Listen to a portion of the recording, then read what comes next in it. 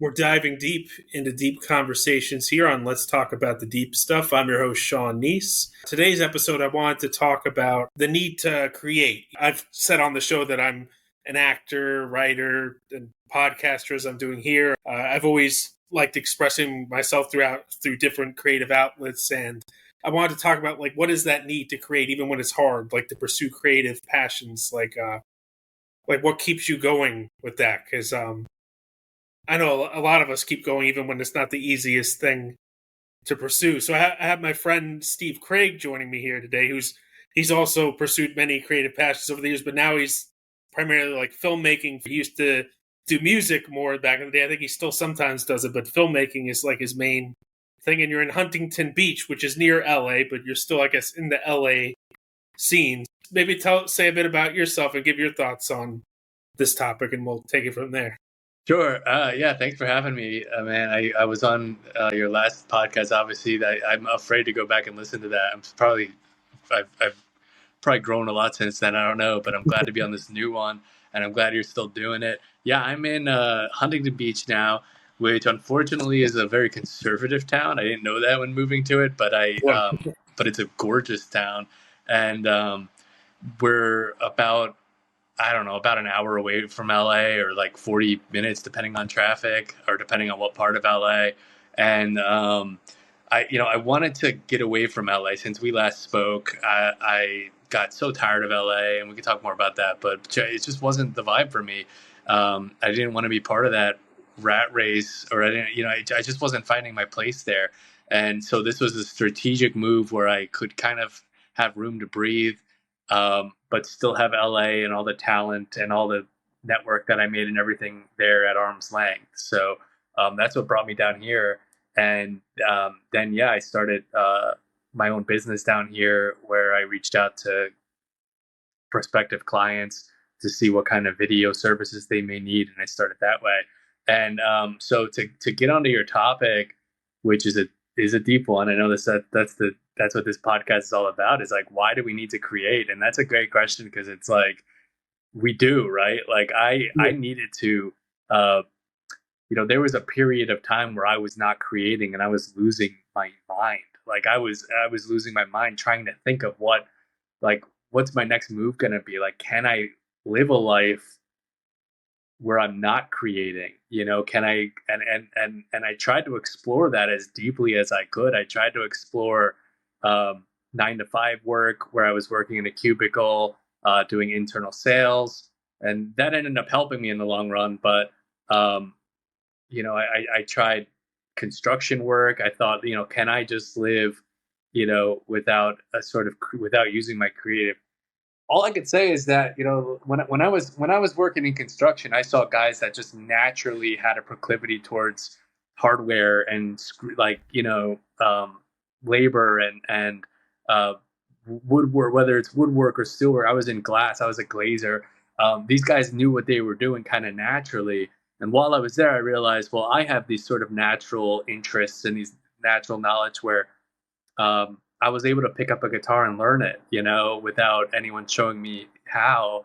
I was able to pick up editing software and start editing, and start telling stories. You're right. I did do a lot more music back in the day, and I love music to death. But the reason I picked film as a career as opposed to music is that I love the process of film without it needing to be just sheer creative, I guess, expression, or it doesn't need to be personal expression. It could be someone else's vision, and I could still enjoy it just as much. With music, I'm very self-indulgent. I just want it to be. I'm getting a little better. I'm in a grunge cover band now and stuff, but at least back when I was making these decisions, I was like, well, with music, I just want to make noise. I want to make, what I want to do. And I don't want to learn Taylor Swift songs, but with film, I love the process of it. I get a lot of fulfillment just, creating, even if it's someone else's. Even if a client comes up to me and says, I want to do a video on this program that we're putting together. It helps, unhoused people, providing services for them or whatever. like I put just as much passion into creating that video as I do creating my own short films. So that's why it just made sense that like my passion can benefit other people. So that's how I started merging the two together, where it's like, okay, I can make a career out of this because other people are benefiting from the things that I do. But while I wasn't creating, to get back to that, I mean, while I was trying to figure these things out, I was losing my mind, dude. Like, there's absolutely a need to create. And I don't know if it's just certain people or certain, like, I think everyone has a creative side, but I think that some people are possessed by it. And I'm one of those people. Like, I was writing kind of aimlessly. I was making music aimlessly. I was like, should I be an actor? Should I be a director? Should I be on sets? Should I be a musician?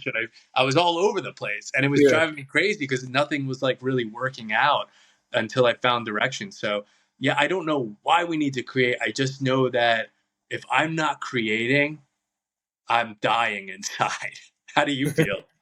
Yeah, I feel the same way, and I also like have jumped around a lot with this and that. Like music, a while ago, I already decided that wouldn't be the career. That'd just be like another outlet. Because like I never the main music. Like I listen to all kinds, but like the main music that I play and I've been drawn to, no matter what the style has always been like not the most commercial kind of music. Like it Yeah. used to be. Like I still listen to like metal, grindcore, that stuff. Like, but the more the music I play or write when I write music now is like synth wave or like post punk stuff, which has its following, but it's not like the most like commercial thing. Like I'd rather do that as like an outlet, like Right. than try to market that and make it a career. Or like I mean, I did like one release on like this DIY, like this ambient release on like this DIY um, label not too long ago and stuff. But acting and voiceover has been more what I've gravitated more is more like a serious pursuit. But then I also like the podcasting, but podcasting is something that you kind of need something else that you get known in, and then your podcast takes off. That's just what it seems to always be. Like Mark Maron was known through his comedy, and then he became or like Joe Rogan, he was known because of his like Fear Factor, and it's like usually they don't get Right. known just for the podcast. Yeah, that makes So sense. Yeah, podcasting pretty quickly was hijacked by celebrities, I think. So it's pretty hard to just be known as a podcaster. You're right, but it is a good outlet still to get yourself out there. yeah, it's good for networking and just having interesting conversations or just putting my thoughts. Yeah, for I've sure. been Yeah, putting more like short clips on YouTube. That's another thing I enjoy. I guess I enjoy the video editing too. Like that's another skill I have. And that's another because it's good to have as many skills as you can that are like marketable that you enjoy. and you pursue all those things professionally, or I know you were saying music is more of a like a creative outlet, right? But then, Yeah, I would say like acting and the like the production, like acting, voiceover, and like the production area things. I like the video editing and stuff. That's like my yeah. professional area. I write too. Like that's something I'm really into. I used to do like newsletters sometimes for the podcast. I haven't done that in a while. And I'm working on like a fiction story that I might want to one day produce into something. But all kind of complement each other in Oh some yeah. ways. Yeah. So Yeah, if you're doing your own production stuff, yeah, they're all very tough things to pursue. So good on you for trying, for keeping at it, because you've been doing this for a long time, I know. So congrats on still doing it, and yeah, everything you name, it's all tough, man. Like these are all very tough avenues. Like we didn't pick easy things to pursue, right? Like acting yeah, is very hard. Podcasting is very hard to stay like consistent, to continuously grow your audience, right? yeah, Writing is very difficult to stay relevant, to keep getting work and things like that. So yeah, I've kind of professionally learned to narrow it down, and it took me so much time, like it took me a long time to figure out like um you know I can tell a good story with video. I can produce, and even it doesn't sound like narrowed down, but I haven't narrowed down to like I'm a producer, director, and editor professionally. um like I said, because I work with clients and I do B2B business to business sales. Um, and that's kind of how I was able to grow, to just not quit writing, not quit music, not like, but just kind of push that stuff into the category of like my other interests and my other, I guess you could say hobbies, or whatever, like that's other things that are like creative outlets. uh and then professionally just really stick to like, this is what I do. I produce and direct these videos, I bring them home and I edit them in my office here. And I've just been really focused on that, so I try to really like just improve professionally, as because I think that's even like I said, like even just focusing on those things, sometimes it feels like moving multiple mountains at once. Even just with that, it feels like I'm having to continuously improve my editing alone. Is like having to keep up with technology, having to keep up with trends, having to figure out like Yeah. how to translate the client's needs and wants into like how to technically pull that off. With production, I'm having to like stay up with, you know, uh, the needs of my crew members, how to run a set, like how to coordinate between set and cast and crew and client and locations. With directing, it's all about like communication, and so with all of even those things alone, I feel like it's constantly an uphill kind of, I don't want to say battle because I love it, but it's a challenge. Um, Having to continuously improve enough that I can justify charging a lot of money for it. Or not that I'm a rich, I'm not a millionaire, but like, these are premium services that I'm offering my clients, and that's where I need to make sure that like every detail is at least at a professional sort of top shelf level. So, you know, that's why, I have to kind of not like, I have to kind of put all the other like music writing. I do get to write a little bit, I get to write scripts and things like that. Um, but like writing in a sort of sheer creative way, as a creative outlet, these are things that I can do on my spare time. But professionally, So like for your own personal projects, you do it all. It's just for professionally, you chose one thing. Yeah. yeah, exactly. For my creative projects, I could do, I do music, even for that, like, I did the music for Waking Nightmare, the film that I made, that's out there. That's the feature film. I haven't done a lot of my own music for films. Music slowly became like interesting enough because it was, like I said, kind of just like a creative outlet. It was kind of just, what noise do I want to make? What sounds do I want to make? Whatever. Uh, and then sort of shifted into wanting to be technically better at guitar.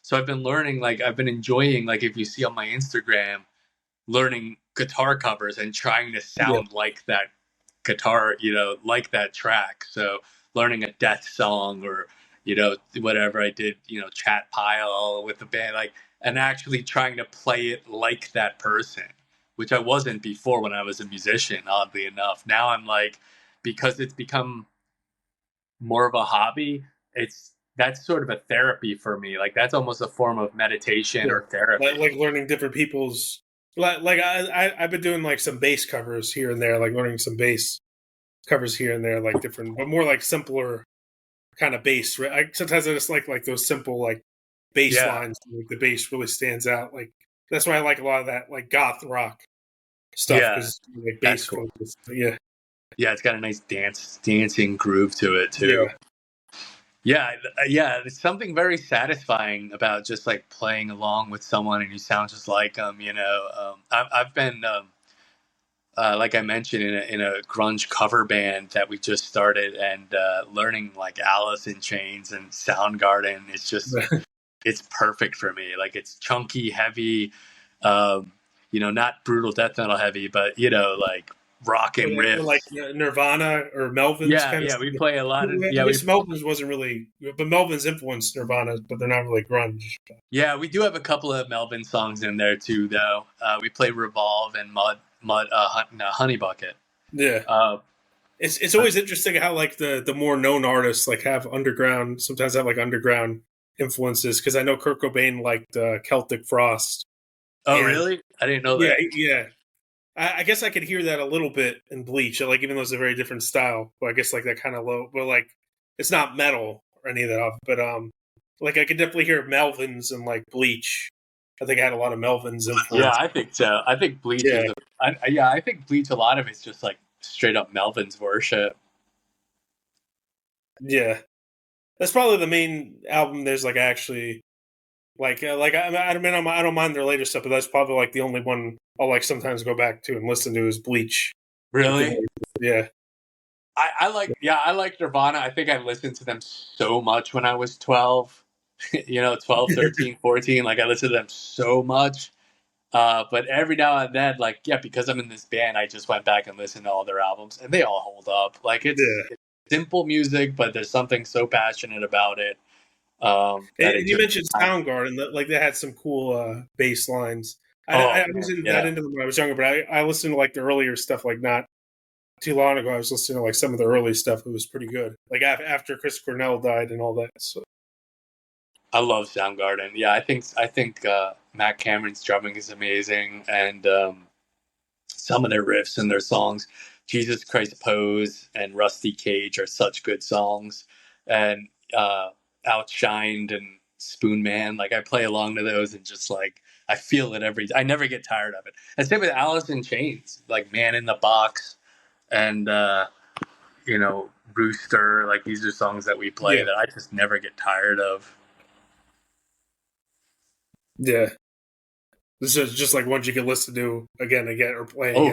Over and over. Yeah, I never get tired of it. Yeah, so that's why I'm glad. That's why I wanted to join the band, and also shout out to Hayden and Nick because they have really good vocals too. So that's what really drew me into it. Yeah. So I guess getting back to like the main thing was the like how to stay like motivated as a creative. Yeah, stay I guess motivated. how do you stay focused? Because like I've fallen in that too, where sometimes it's hard to like because I say like my podcast is one of the things I've been like the most consistent with, and then obviously like Yeah. auditioning with acting. You know, a lot of it's hustling. That's the thing. Like it's a lot of these different outlets are hustling and finding the next gig, and but it's good to have a wide variety of skills too. But yeah, so Well, I hate to say it, like if I'm being honest, I think getting paid, starting to get paid for it, help me get motivated. So, all right, no, let me backtrack. When I wasn't working, when I wasn't doing creative stuff, when I was working uh, for the in a cubicle doing internal sales and customer service, and then I was doing like construction or whatever. There was especially with construction, there was a light inside of me that was dying. And even, you could ask my wife, Danielle, she said the same thing. Like when you came home from the construction job, you were dying inside. Like she was like seeing the light inside of me just, dimming. She could see it in my face. And I felt that. And, I felt like, okay, like it felt dark. Like it felt like a darkness. Like and I know it sounds crazy. I sound like I'm not even trying to be poetic here. Like it's like it just felt like, oh God, like this life isn't I'm not meant for this life, yeah. And So it like drained you. Like you didn't feel like you could do that job to pay the bills and then pursue the creative stuff on the side. Like you feel like it took too much out of you, or yeah, I just wasn't getting anything done. Like I told myself that uh, if I worked a normal job, that I would have this structure. And I think this works for some people. So I'm not saying this wouldn't yeah, work for anybody, but I told myself that if I had a structured job, 9 to 5 job, that I wouldn't have to worry about where money's coming from. And that way I'd have specific allotted time throughout the day or week or whatever where I could focus on my creative stuff. That's what I told myself. And it makes total sense. And I think it works for some people. But while I was doing that, while I was living that life, I couldn't get fuck all done. Like I couldn't get. I would start writing, but it wouldn't go anywhere. I would write a riff, but it wouldn't go anywhere. I would come up with an idea, but it wouldn't go anywhere. I came up with lots of ideas, and you learn eventually over time that like ideas really don't have a whole lot of value. Not that they don't have any, but they don't have a whole lot of value without having a completed product or a completed, without completing something like how you complete your podcasts, right? You can Yeah. talk about, I have this great idea for a podcast, but it's not anything until it's a finished episode of a Yeah. podcast. I So it was was just remembering, like, when we were, because you know me a long time, when we were, I think I was like 21, 19, like when I first knew you, like I was like 21, 19, like I remember every week I kept coming up to you with like a different band. oh That yeah, yeah. Yeah, I think we all fall in that trap. Yeah. It's crazy. Like I was writing a movie Yeah. called Scotty's Head, and uh it was called Scotty's Head, but that fucking movie changed like every other day. Like what the concept, the character kept changing. It's frightening, dude. Like I have in my desk many notebooks full of notes of Scotty's Head. The character changed, the story changed, the setting changed. It just kept changing and changing and changing, and it never went anywhere. And it's psychotic. And I wrote a lot, but yeah, nothing was ever getting done. And then I was losing that motivation to keep going because I was like, I started not being able to even envision um, where this would go. Like, you know how you envision, like, like this is going to build to this, and then I'm going to be. I had no vision for what, like, I thought this is just what I'm going to be doing. It's just quietly kind of writing, Yeah. nonsense or, So it's good to have like a bit of a plan, like write out where you're oh, gonna, yeah. like the Yes. creativity. That's how you kind of calm the chaos. I guess that's maybe that comes with like the creative run. Like naturally, it's a little bit more chaotic, and then you kind of have to learn to make it more Yeah. structured. So Yeah. that's a chaotic and here's the thing is that, like, I think my personality type craves a bit of chaos. And I think that's part of why, like, 9 to 5 and that structured life also kind of drove me crazy. Like, Yeah. like, Well, it is good to have like the benefits and like like, but it it is is. like then you have less time and energy. But like, it also can get like more structured. Sometimes like there's when you have a less structured schedule, it's like it's harder to. Sometimes too little structure makes it hard too. So I don't know. Yes, Like, it yeah, does make it. So what I do now is difficult, but because of those things, but I'd rather be dealing with it. I think I just kind of crave a little bit of that chaos because, I don't know. But so uh, going back to that time, it started. I met a couple of guys who I'm really good friends with that have their own production company called Gravity Red Productions here in Huntington Beach. And I noticed, like, man, these guys came from Michigan, less like a year ago when at the time that I met them, and they had so many videos done, and like, they might not be like high produced, whatever, high budgeted videos or films or anything like that. But I was like, these guys are getting things done, and I've been out here, and I had a Waking Nightmare, the feature film, but. I'm out. I don't have too many videos that I want to like show people. Like, I don't have too many. I was like, you just got it. So it really is like, yeah, you got to start like doing. Like you got to start making things, and not worry so much about not worry too much about what those things are in terms of like that it's going to be your opus or whatever. Um, so like and more doing, right, rather than just yeah, talking. I'm going to do this and that, and then we're going to do this and that, and then like this yeah, sometimes the habit get of just like, talking about what you're going to do, and rather than actually talking doing about ideas, changing it, or it. sort of like creating these excuses where like, uh, oh, I don't have like, I need to make this better, or I need to have money to do this, or I need Anne Hathaway to star in this movie for it to make sense, or like whatever. Like you need to start doing, and a lot of people say it. They say like, oh, run out and make a film with your cell phone or whatever. that you don't have to go that route, but you got to start doing, because if you're not doing, that's not who you know, if you're not making films, you're not a filmmaker. You don't have to be a Hollywood filmmaker to be a filmmaker. You have to make films though, or you're not a filmmaker. You know, you got to make songs to be a musician or a songwriter. You can't just keep coming up with ideas. You can't just keep, writing until, just writing in circles or whatever. So, you know, seeing them motivated me, and I thought, maybe I can do this. If they can make it work, I should be able to. I have a great network of talent and crew and stuff like that. And then a really big thing, and this was a big motivator for me, a really pivotal moment in my life. I don't know if you know about this, but a few years ago, Danielle and I got in a car accident. Oh, wow. And did you Oh, know yeah. about this? I remember you told me at the time, I think. Yeah. Yeah. So we both broke our sternums, Oh, and we were in a lot of pain for a while, and we got faced with really big medical bills.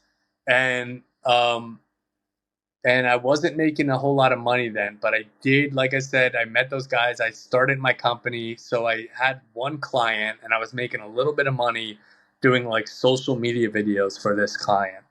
And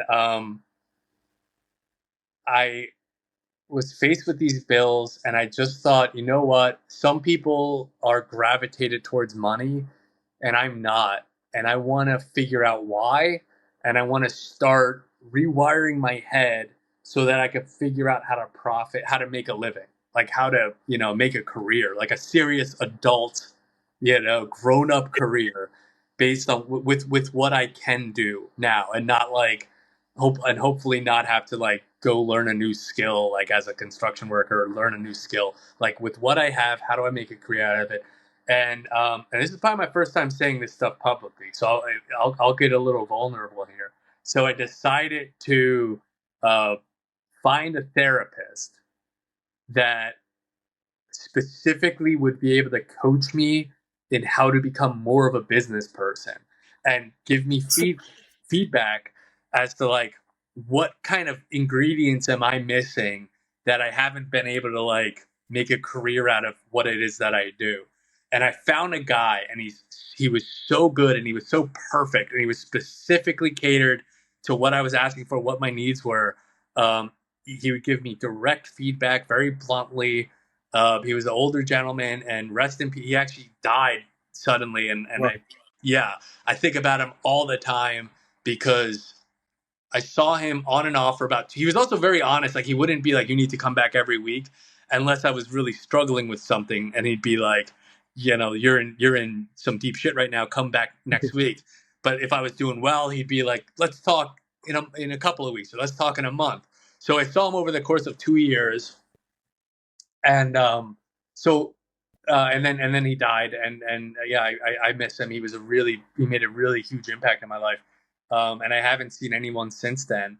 But uh, so there was a lot of factors that motivated me, but I think I felt like I was pushed against the wall.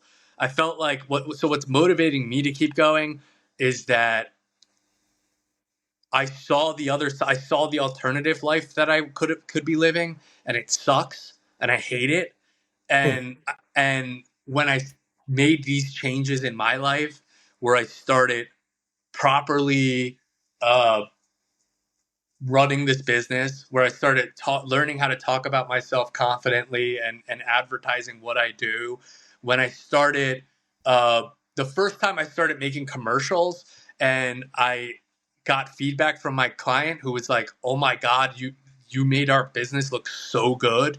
Oh my God, we're getting increased enrollment," or because I work with colleges, increased enrollment or increased revenue or whatever, or increased traffic to our website. Your work is doing wonders for us. Like, that's such a good fucking feeling, that like that's also just what motivates me. Like, okay, like my skills, my creative skills, again, it might not be my avant-garde, like stream of consciousness, but it's my creative skills. The commercials are my concepts.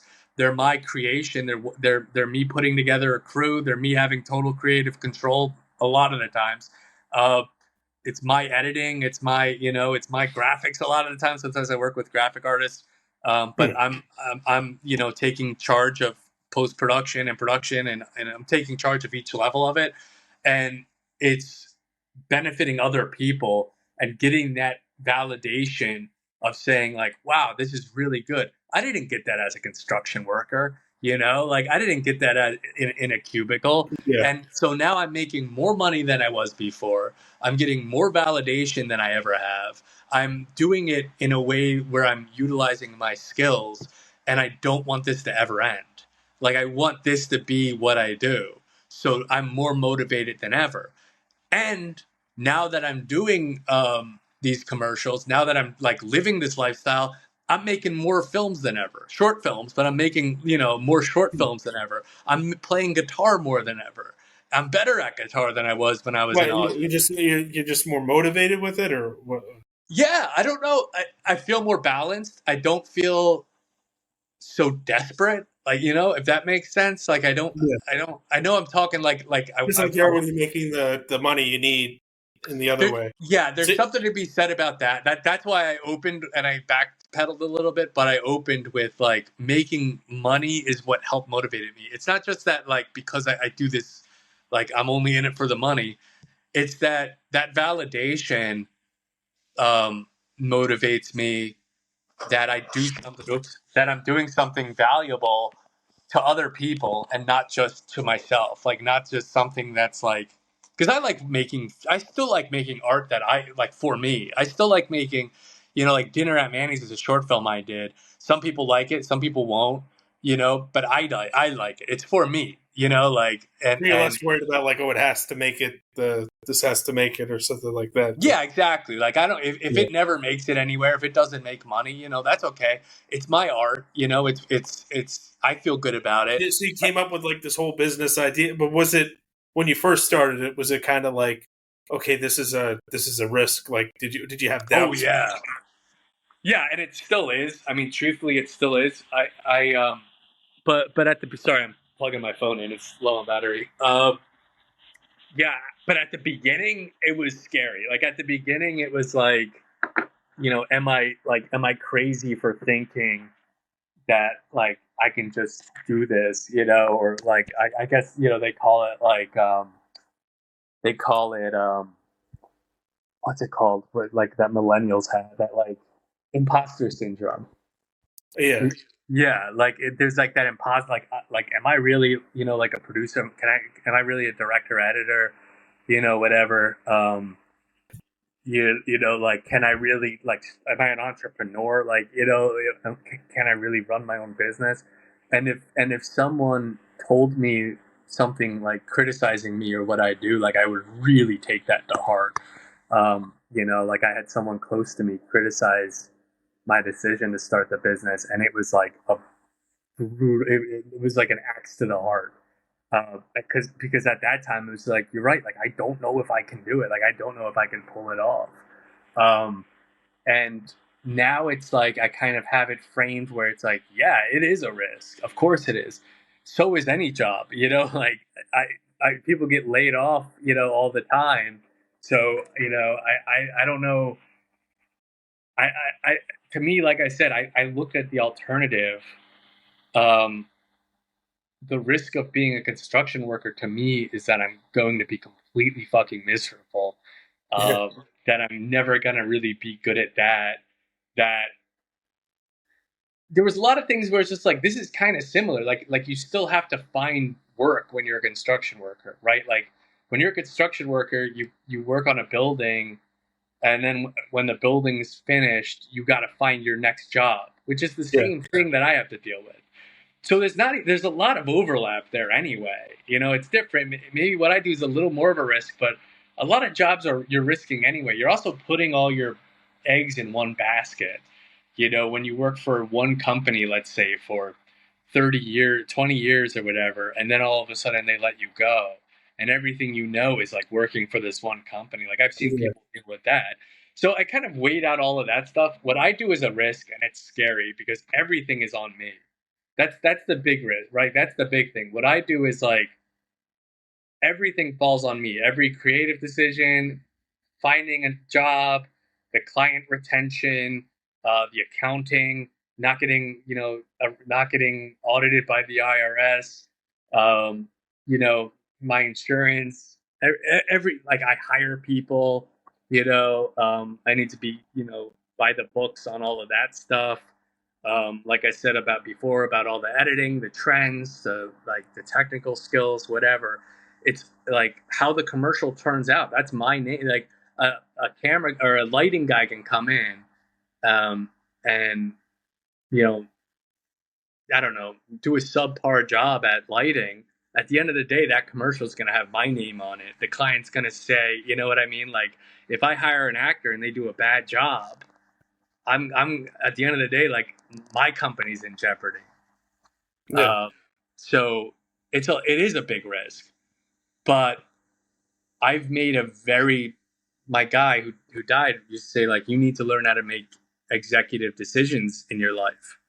He gave me a lot of really good feedback, which I'm happy to share. Like, he gave me some like world shattering, advice. And one of that was that, like, you need to start making, like, especially if you're going to be an entrepreneur, you need to make executive decisions in your life. And all I could say is that, like, my decision is, like, this is the lifestyle for me. Like, this is what I'm doing is the lifestyle for me. I know it in my bones. Like, it just works. It just works better than any other job I've ever had. So how did you decide like what that business would be? Did it just kind of one day click, or? Uh, Kind of. Yeah. And that was a tough decision. I was a little unsure. While I was pursuing this in the early days, I was also pursuing, like, um, getting back into, like, set jobs. Uh, and I was starting back at the bottom because I bounced around so much and I did the construction work and all that. So I literally was just like, hey, I'll be a PA again. This is going back 5-6 years. But I was like, hey, I'll just, like, I'll be a PA just to get myself back on. And I was a really fucking good PA and very overqualified PA. You know what a PA is, right? Yeah. Yeah, So like production assistant. Yeah. yeah, the production assistant, which is basically the bottom of the totem pole. And I was like, but I was happy to do it, and it helped kind of get me No, on I guess set. And that's why they always treated when I did like background on films, like back when I worked as an extra on films. I think that's why the PAs always treated us like shit because they were just like they were at the bottom of the barrel. that's shitty though. No one should treat anyone like shit. But yeah, there's a lot of ego in the industry. Um, yeah, but they do get treated like shit. So yeah, they probably projected that onto you then. Yeah. That sucks. But yeah, so I was doing that, and then I had friends, like I said, Gravity Red Productions. I think seeing what they do helped me, like, model it a little bit. I had friends like Dave Sherbrooke, who's an amazing director of photography who I work with. We just shot a commercial together. He helped me sort of, like, model it. So, like I said, being in LA and bouncing around the way I did help me sort of build a network uh, where I had friends to sort of mentor me a little bit. But then I took it to another level because Dave is great, but he's more of a cinematographer. So now I had to take it to that next level. And that's where it's just like, okay, I needed that business coach to sort of, like, help me with the entrepreneur side of things. And that's where the therapist came in. Because he's a therapist, but he also was a business owner. Like, he owned his own business too. So I was able to, like, kind of, and it was more affordable than, like, getting a business coach. But because it wasn't like a therapy. It wasn't like a therapy business or. Yeah, it was his own practice. Oh, his own practice. Yeah. So. You're right. So, like, he was able to sort of mentor me as a fellow entrepreneur as well, and I could afford it because I was just paying a copay. Yeah, So it just kind of sucks, like because like sometimes you kind of need the day job because like with like voiceover, for example, like you need to constantly train. Like a lot of that, sometimes the thing you're pursuing costs money to really like pursue it. So like you kind of need Yeah, voiceover would be tough to do, like, full time just voiceover. I think because I think you would need a lot of work. You'd have to really fill up your calendar with stuff. Do you work on Fiverr? I mainly just been submitting on like Backstage and Actors Connection and stuff like that. Also ACX, which is like for audiobooks and that kind of thing. But, well, one thing I'll say, I don't know if you do this already. Well, you do audiobooks, so I haven't heard. I don't think I've. Or did you send me your voiceover reel or anything? I have a demo of like samples of different. I could send you like with the samples on. Okay. Yeah. Yeah, The only thing I'll say about that, like, one thing I could like piece of advice for voiceover work is like, if you want to get work, say like doing corporate voiceover, which is probably the best way to make money, don't just have a voiceover reel that's like cartoon voices. Specifically talking about a friend who, like, I wanted to set him up with a job with one of my clients, but all they wanted was, they wanted like a normal voiceover, like, welcome to, blah, XYZ school where we have this and we have that. And so I was like, yeah, I could set you up with this job. Just send me a sample of your work. And he sends me yeah, like, hello. Like, and I was like, yeah. I'm not going to show this to the guy. Like, they're looking for something. And Yeah. this is where, like, It's good to have like different reels for different kinds of things you're oh, for applying sure. to. Like a voice acting reel and then a voice over reel, or like a voice, You're right. Yeah, If you're looking for that kind of work, like yeah, do show that you're an expert in the work that you're trying to pursue. And with, you know, when someone's hiring, if I'm hiring a voiceover, I've hired lots of voiceover artists now, because I often have voiceover in my commercials or my videos. Uh, And what it comes down to is just like, I'm looking for a specific thing. And when I hear that thing, that person's hired. You know, I'm not looking that you could do Donald Duck and Bugs Bunny and Mickey Mouse. Like, and, I'm looking for a very specific, whatever, like, voice. I talk it out with my client, and you know what I mean? Then and he says, like, I don't know, we're looking for a deep male. Sometimes it's demographic driven. Sometimes it's like, I'm looking for a Hispanic voice. I'm looking for, a black voice or whatever. But whatever it is, like, I'm looking for something specific and professional and articulate, and like, that's it. So I go online or whatever, and I whatever is backstage or Fiverr if it's a low budget, or whatever, and I'm looking for that specific voice. And yeah, I think that's it. So, like, whatever kind of work you're trying to get, the more specific you can be to that, and the more professional you can be to that, the better. Like what I do with video. So I don't show my clients Waking Nightmare and Dinner at Manny's to get a commercial job. You know? yeah. Well, I think that's why sometimes they have like with voiceover they have like you have your commercial reel and then you have you have different reels for Yeah, that's a different good way kinds to do it. of find it. Yeah, Yeah, that's a good way to do it. Yeah, yeah. But yeah, that's how I stay motivated, I guess, is just not wanting to fucking be a construction worker. yeah, and not wanting to have to do something that doesn't go with your passions and all that stuff. Also, Yeah, but I feel like for the acting and voiceover because like you need a lot of. It's like you kind of need you need to like spend a lot of money before you can make that your living. That's the thing. so another that kind of reminds me of another piece of advice this guy gave me. And I don't know if this is a hard pill to swallow or what. I don't. But he would give me advice, like he'd say, uh, and this is kind of like to what you're talking about. He would say, you need to go to conventions and buy like a vendor table to advertise your services. And I would say, oh, I can't afford that. Or like, I can't pay that. That's $500 or something. Like, I can't pay that. And then he'd be like, give me another. You have to take out an ad in the paper. I don't know if this, or you need to pay for, or you need to get some, internet um, ad thing or whatever. Sorry, I'm blanking on things. Um, and I would say, oh, I can't afford that, or that's hundreds of dollars, and I'm not. And at one point, he was just like, every time I give you an idea, you say I can't afford it. Like, and he's like, let me tell you something. There's no business that survives with no budget. Like there's that old saying, like you need to spend money to make money. Yeah. Like if this is what, so I did have to make that executive decision. Like if this is what I wanting to do, and I believe in the business, and I believe that it makes people money, then I Yeah. do need to put money into it. And it did help when I finally got out of that sort of poor mentality, or that poor man's mentality, that like, oh, I can't do this, because I started realizing that that was an excuse for me too. Yeah. Like what I But was I'm saying just saying like before. that. I'm just saying like that's sometimes why, like Yeah, in certain cases, I think like it's like in some cases, depending on everybody's like, that's why sometimes it's good to have the day job, just so you can like at least at first until the other. yeah. Oh, Yeah. totally.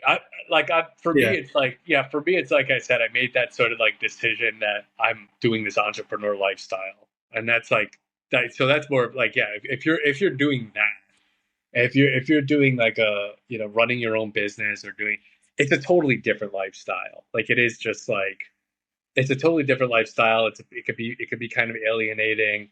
You know Yeah. what I mean? It's just not the same thing. I've done both. And there's a lot of things that you need to sort of like um, reprocess, from having so much experience, like doing a day job or whatever, because it's such a different beast. But yeah, if you have a day job, yeah, I mean, all the power to you. You have stability. God bless you. You have stability. You have a paycheck that you know is coming in, and if you can, Well, you can kind of use that to fund like what you like your yeah, long term I was gonna goal. say, and if you can Yeah. motivate yourself to keep creating, that's awesome. I think, yeah, I think it's hard to answer the question of what keeps you motivated to create while you have a day job, because I failed at that so miserably. So I Yeah. don't know. Yeah, I think it was hard for me to do. It was very hard for me to do. So I don't know. I would think when you would need some way, um, you would need to be able to measure your progress with what you're doing creatively. And then when you're finding success in what you're doing creatively, you'd be chasing that feeling. And that's what would motivate you. So the first thing would be, if I had a day job now, like if I had a 9 to 5 job, I would decide what project I want to get done. And you need to make that decision, because Yeah. otherwise, like, you don't want to be trapped in the Yeah. whirlwind of like creative shit that's not getting done. Well, I'm So saying like sometimes like the day job can just be like a stepping stone, and then once your main thing takes off, then you can quit your day job and go to that. But like sometimes you need like the consistent income, like while you're just starting out. That's what I mean. yeah, Yeah. totally. I think Yeah. so. But you would need to. I think you would need to pick what it is that you want that main thing to be. So like I said, what was tough for me when I was in that day job life was that I was like, am I a writer? Am I a director? Yeah. Am I trying to do, like, what am I trying to do? Uh, I would definitely, for example, I would say, you know what? While I'm in this job, I'm gonna write a screenplay, and I'm gonna, finish the screenplay, and I'm gonna, you know, put it in the right channel so that people see it, and then focus on that screenplay, or like what you're doing, like with the podcast, right? Yeah. But like, Mhm. if it was me, I would do something like that. So while I'm not working the day job, my focus is making this screenplay really good. Then I would finish the screenplay. Then I would put it out there, and I would put it on the Blacklist, is like a site that you can put the screenplay and get feedback and get scored, and like producers might see it, right? I would put it on there. Maybe it wouldn't get that good of a score. I don't know. Let's say it didn't. I would be like, am I motivated now to write another screenplay, even having gotten that bad score, and make it better, learn from what I did before and make it even better make a better screenplay the next time.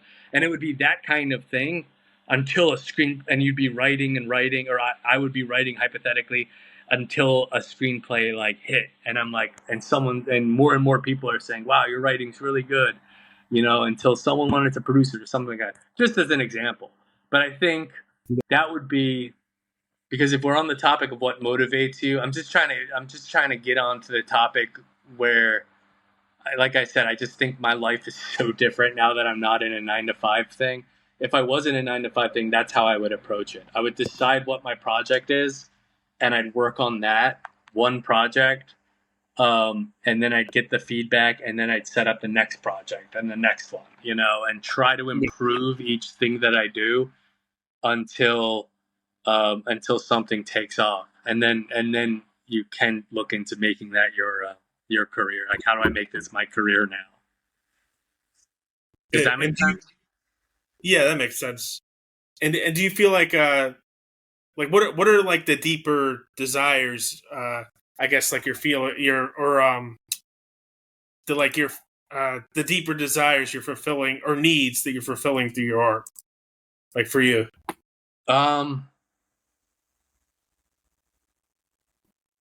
It's a good question because it did kind of shift a bit. Like, I don't care anymore. I don't care as much as when I was young that like my thoughts are out in the public. I don't care about my opinions being out in the public or anything like that. Like, it doesn't have to be so personal for me. I enjoy doing the creation of film and video. Like a welder might really enjoy welding, or a carpenter might enjoy working with wood. So I think that it's my way of like working with my hands. So I think discovering a lifestyle that I just kind of enjoy doing, like you they say you never work a day if you enjoy what you do or whatever, right? Like that Yeah. saying.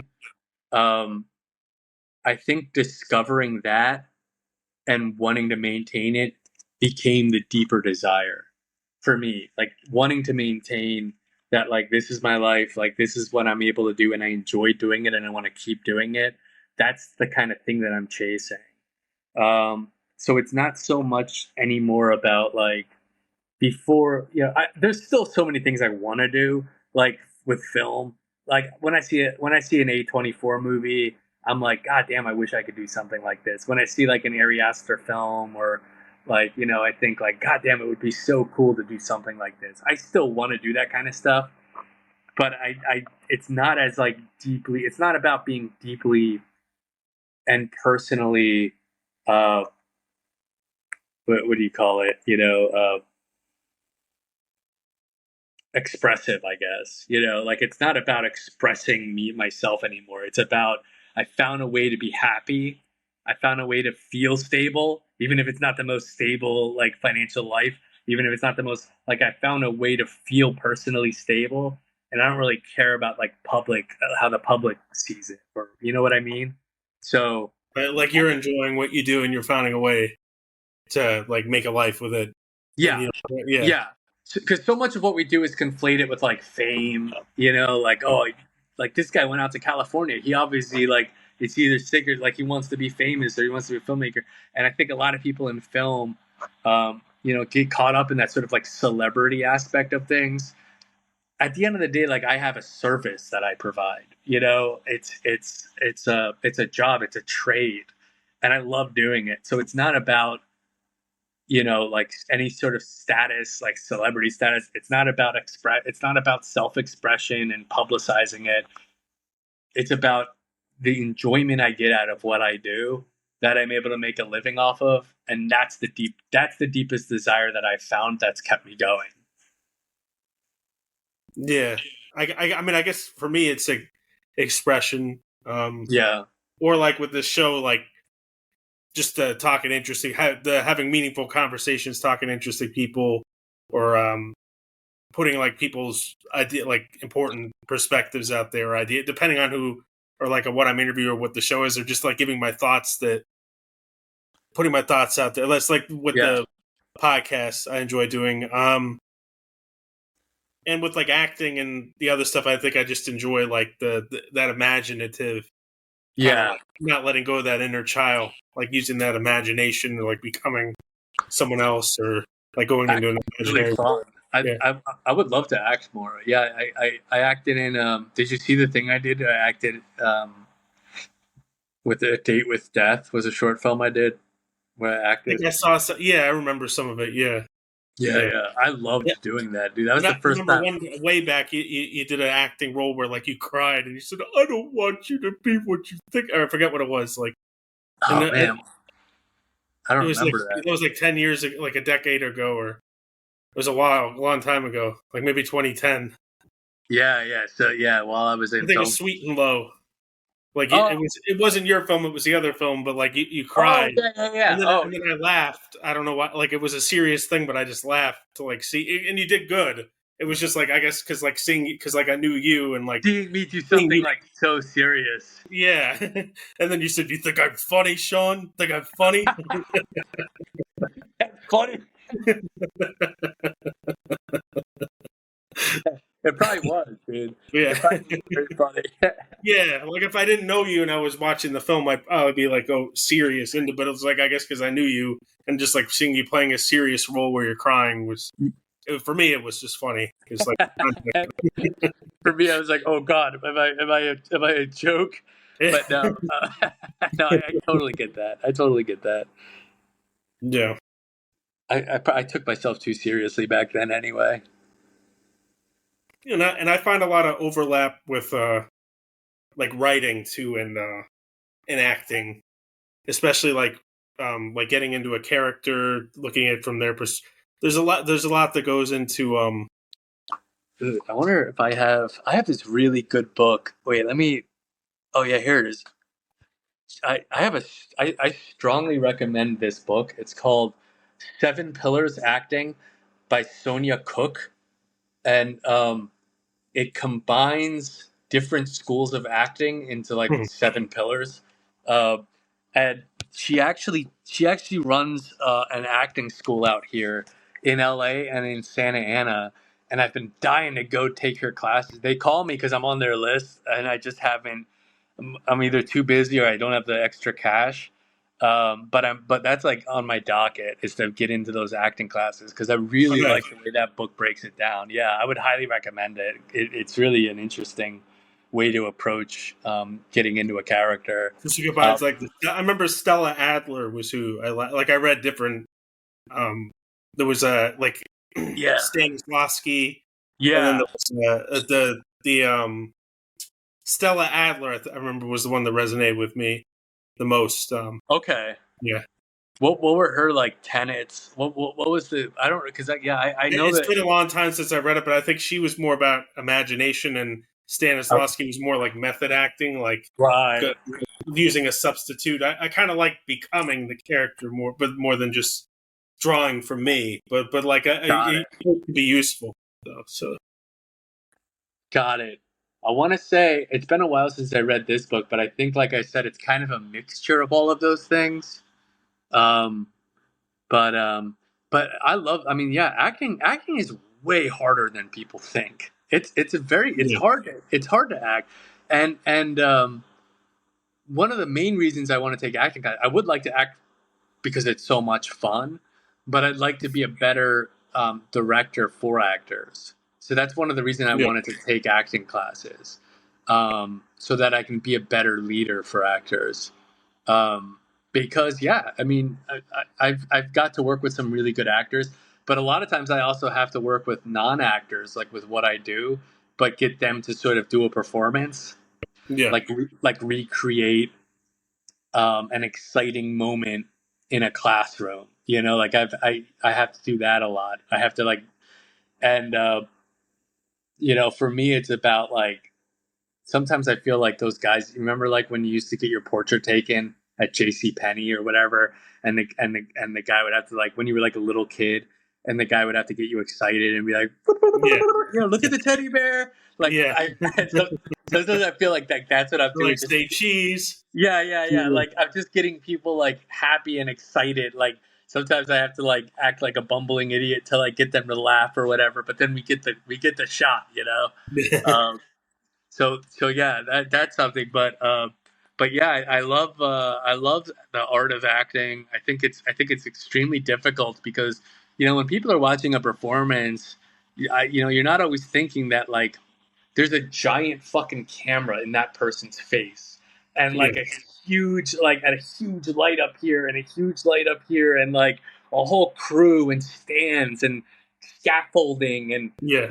a crafty table. Like there's like they're not in that world. Like they're having to like when they're anything from crying to They had to live as if they're in that world. They had to act as if they're in that. yeah, and I know World. people are impressed by like obviously like crying and breaking down and screaming and yelling and but really sometimes it's just like the natural when someone's just acting really natural or like delivers a Yeah, line or so saying the natural. words on the page like it's your words. Yeah. Like if this whole conversation was scripted and they were playing Sean Kneese and Steve Craig, and this was Right. like, and that would be great acting. Just like they're making it really seem like they're doing a podcast. Exactly. Yeah, But yeah, so to be able to read a script and recite what you read exactly as if you're in the moment as a real yeah, person. And sometimes yeah. it's like And it doesn't have to be the overacting theatrical, like to be or not to exactly. be, like that. Exactly. And Yeah, that's why like sometimes I love like character actors because those are the guys yeah. that like they work so much. You see like the guys that you see in like I every think that's like more the category like I'm or like that's what I'm aiming to be that's like good. character actor. Yeah, Yeah. That's a good way to get work. People say they don't want to be pigeonholed, but you do. Like I think, like you do want to be pigeonholed because that's how you start getting hired. You could always. This is advice I got not from my guy, but I remember reading an article about a filmmaker. He's like, you want to be in a box because that's how you start getting work. Like in his case, he started making commercials with talking animals, and for some mm, reason, he became that guy. So whenever a brand needed a commercial with a talking animal, they were like, "Call that guy," and that's how he got hired. yeah, Here's the good news: you can be in different boxes. So then, like, he went to his agent. And he was like, "I want to start doing children's TV," and it helped. So we started like doing children's TV, and then he still got yeah, work as the talking animals guy, but he also started getting work as in children's TV. yeah. So, Did you ever see the actress who played Tommy Pickles? Like she was like a oh, blonde with like well built blonde with like big. I'm trying to think of like a polite way to say it, but like well Memory. built. Yeah. But yeah, and she played Tommy Pickles, and then like in the Yeah, Devil's Reject, she's like the one yeah, blonde woman who's like talking like vulgar and everything, and like acting on the film. So like she yeah.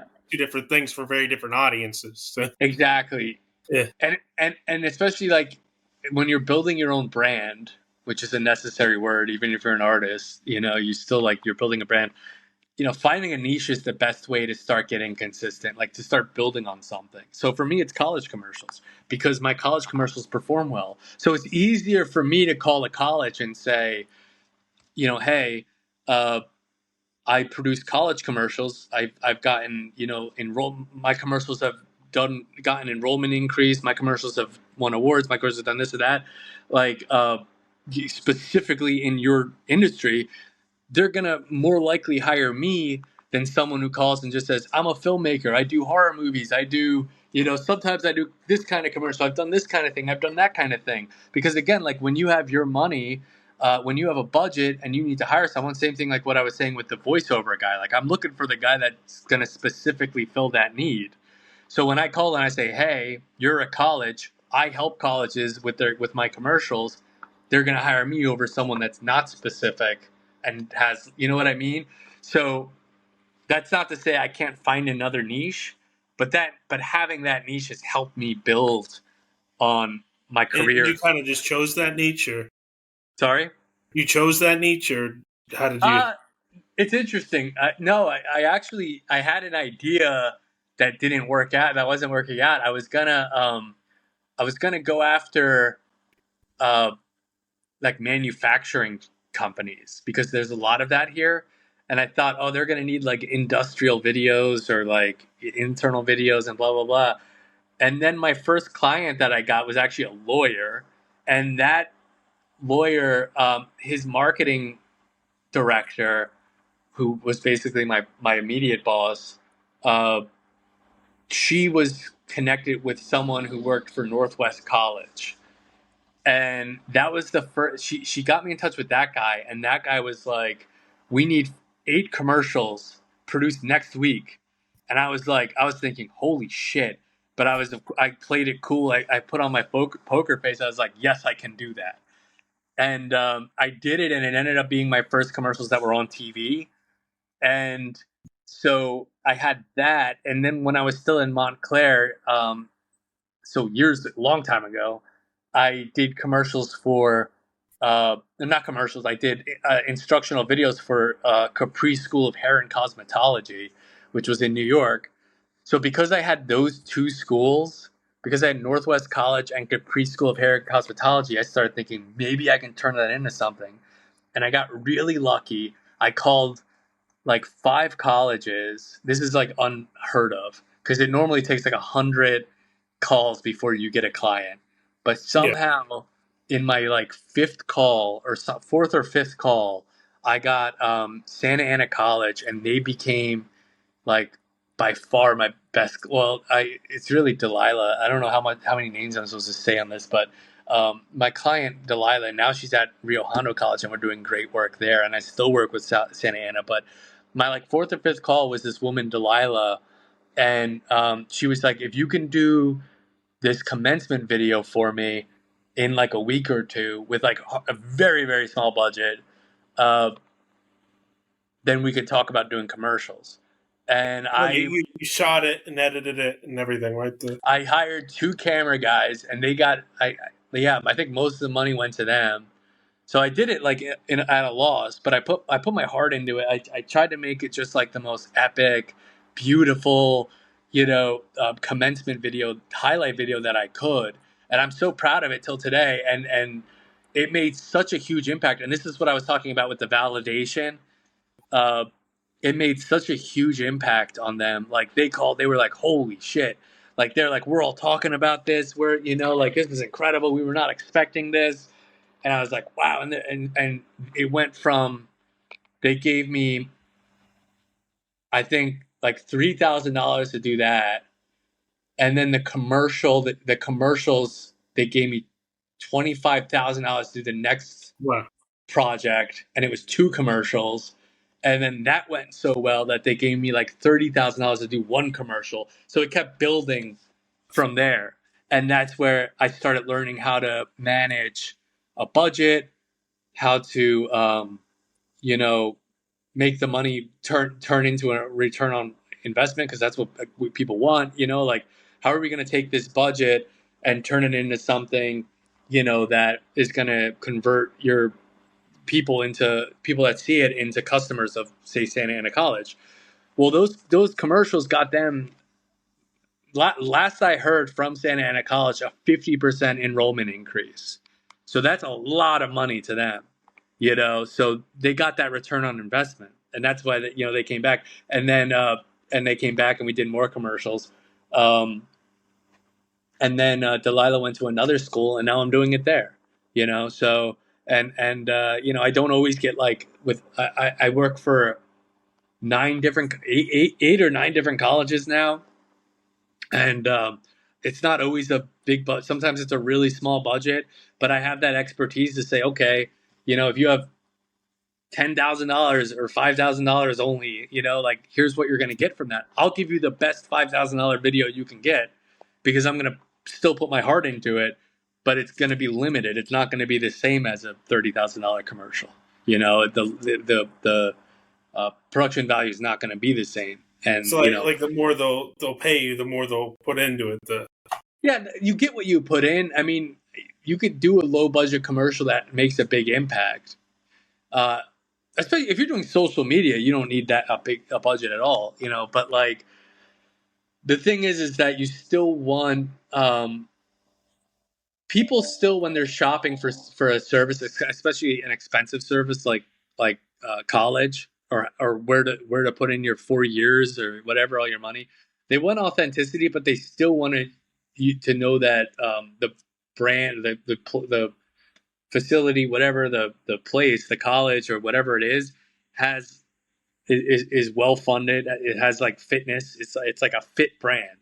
So you don't want it to look cheap, like you want it to look good. You want it to be memorable. Like you want when people see it, that it makes an impact.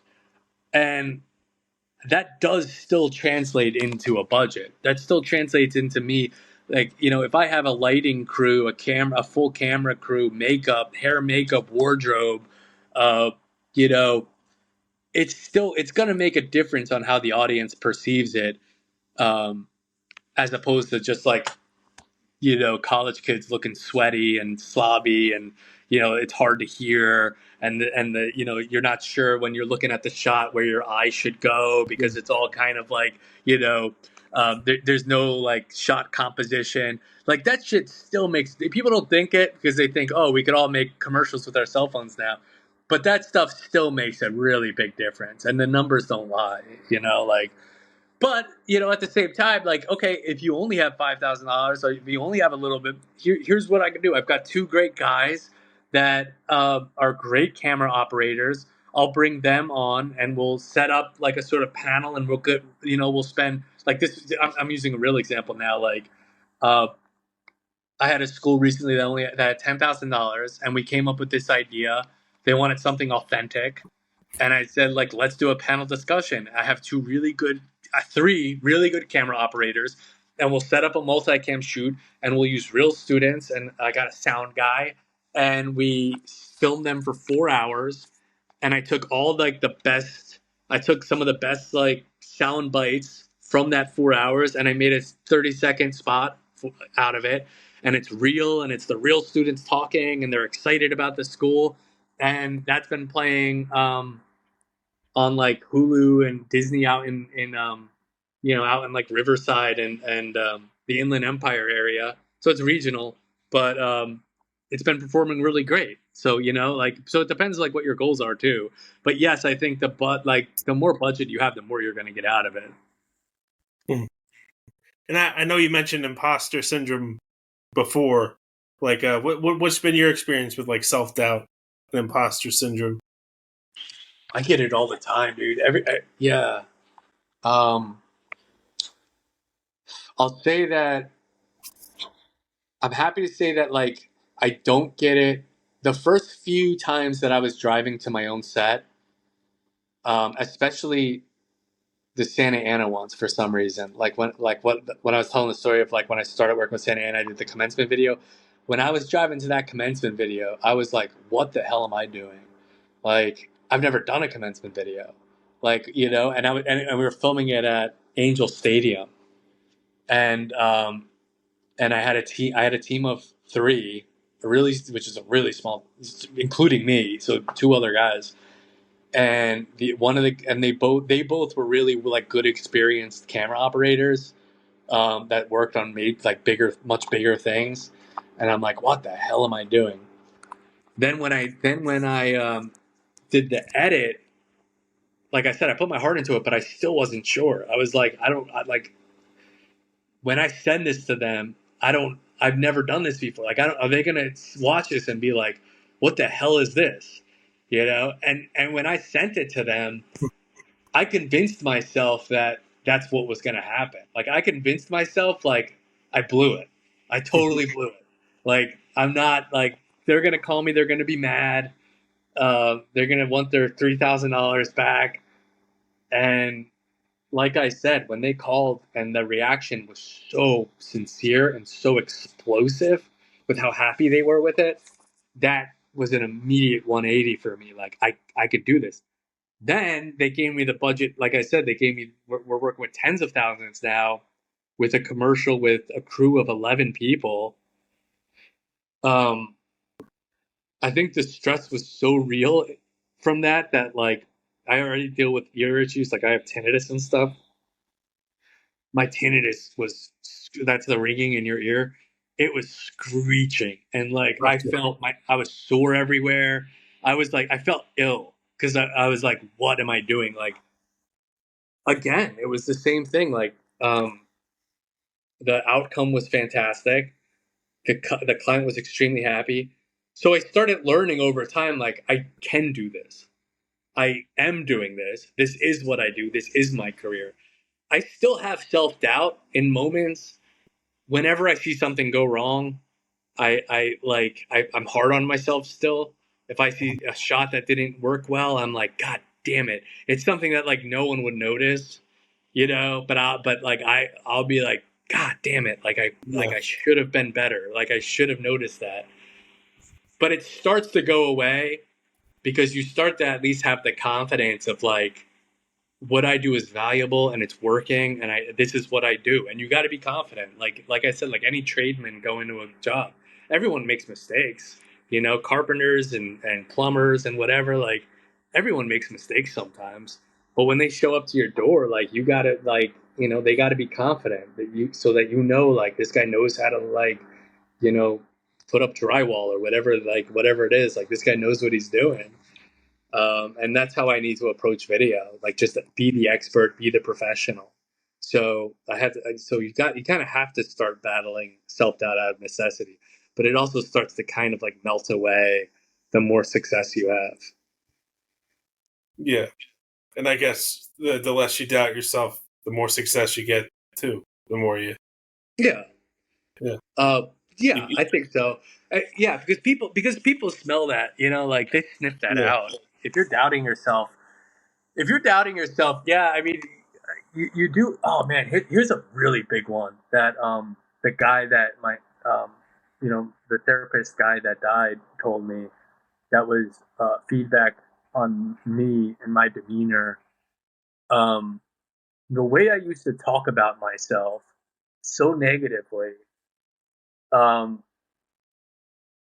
one point, he said something that was like earth shattering to me. He was like, you know, you advertise yourself as a fuck up. And I was like, holy shit. Like I knew exactly, like I think it took me like a minute. He was like, you're out there advertising yourself like you're a fuck up. Like who's going to want to hire that? Who wants to hire a fuck up?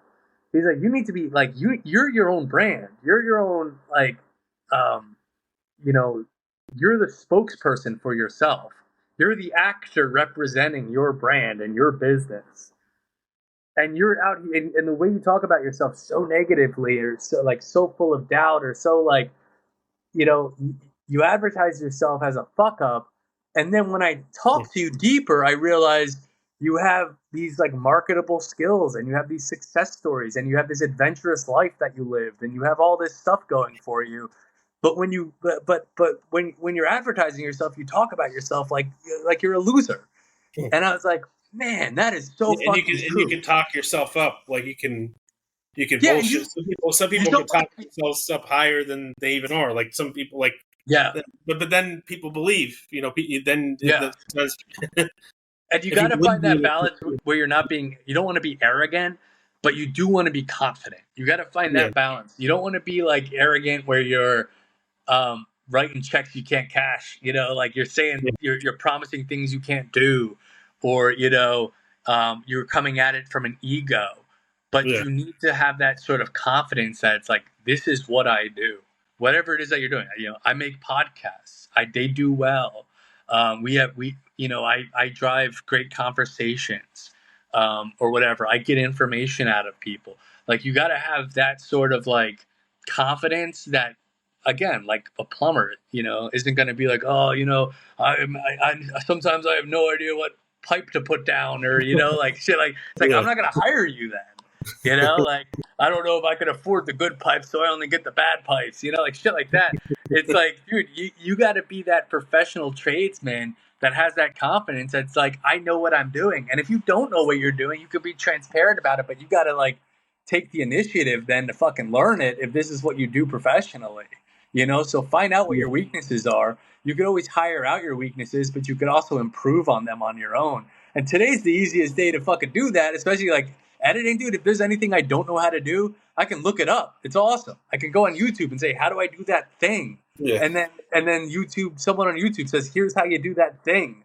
And I'm like, thanks, YouTube. So I know, you know what I mean? Like it's the easiest time at all to like learn to improve on your skills. Yeah, and definitely with like the podcast, like I've been doing them a while, and like, and I think before I'd be like oh yeah, I don't even know how to make this conversation go. Oh, it's just gonna like, oh, so what do you do about this? What do you do? Like I sound like a robot, and then I would like, or I have the awkward thing that I feel, but like that. But then like the more I did it, the more it's just like, oh, natural. Oh no, I like because like I think improv kind of helped me with like bantering more and just like, doing more of the podcast. Just kind of making it more off the cuff rather than.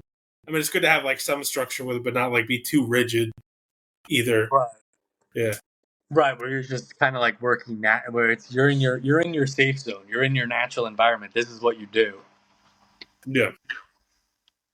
Yeah, that's what it is, man. And And yeah, sometimes you gotta do things the wrong way or suck at something to get good at it too. that's another thing. Like, yeah, like especially when we're talking about don't be arrogant. Like, if you've never made a movie, like, or if you've never done a commercial, like, yeah, chances are you're not great at it. You do need to suck at some point. Like, like chances are you're not like naturally gifted in all the areas that you need in your Yeah. profession. So yeah, I mean, yes, You had to do things the wrong way to learn to do them the right way.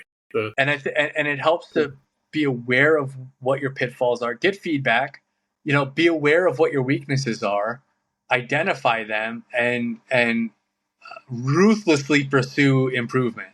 Like, what do I suck at? I suck at sound mixing. What do I got, or whatever it is? I don't know. I suck at, like, where am I going wrong here? I suck at this. I suck at that. Okay, go on the fucking internet and figure out, or talk to someone that does that stuff and figure out what you're doing wrong and fix it. And then you're better at it and get better at it and get better at that. And then figure out What I another. think with like acting specifically, like you always need to be taking, you kind of never stop training. It's always good to like keep taking classes and never. Yeah. I feel that way about what I do though. I always feel like there's never been a thing that I've done in my life where there's not like lots of areas where I can improve. That's Yeah. the way it's always going to be. No matter, even if I had a bajillion-dollar budget, I'm going to be looking at my work and thinking it could have been better here, here, and here. That's part of what I like about it. Again, like, I like what I do. That's part of the journey. Yeah. Yeah. Totally. Yeah.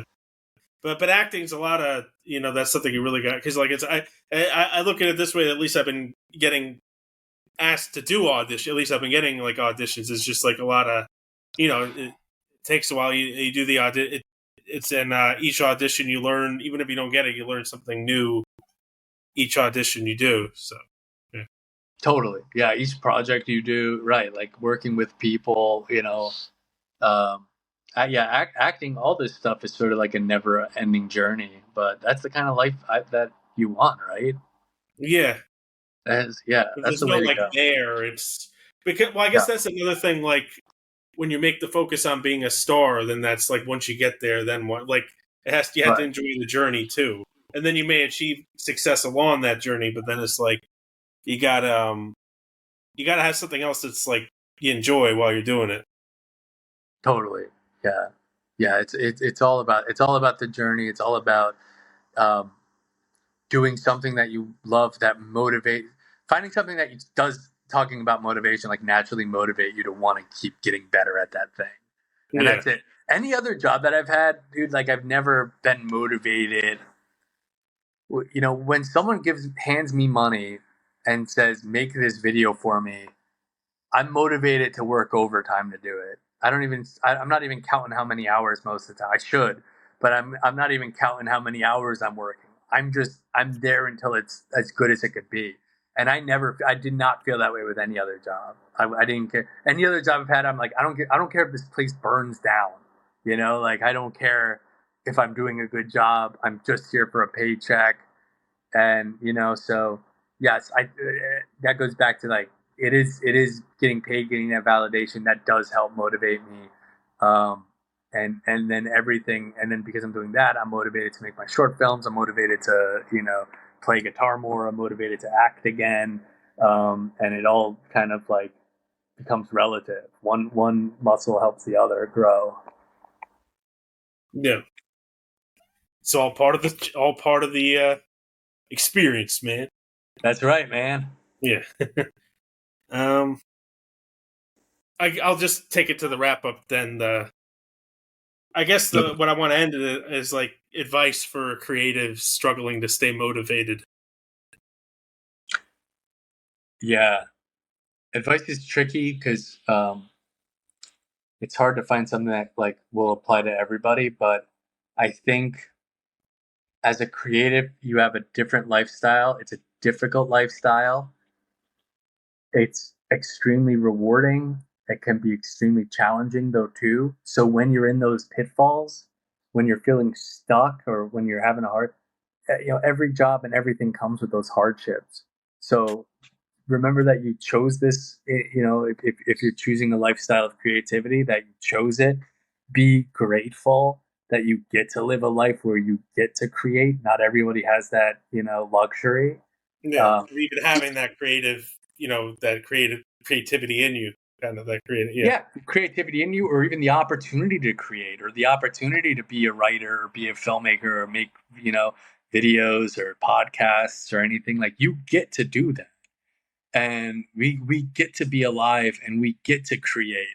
And so uh, that's a huge reward for being alive, for the miracle of life, and so of course it's not always fun, and it's not always, like you said, there's going to be feeling like, to waste you, or am I wasting my time, feelings of doubt and all that.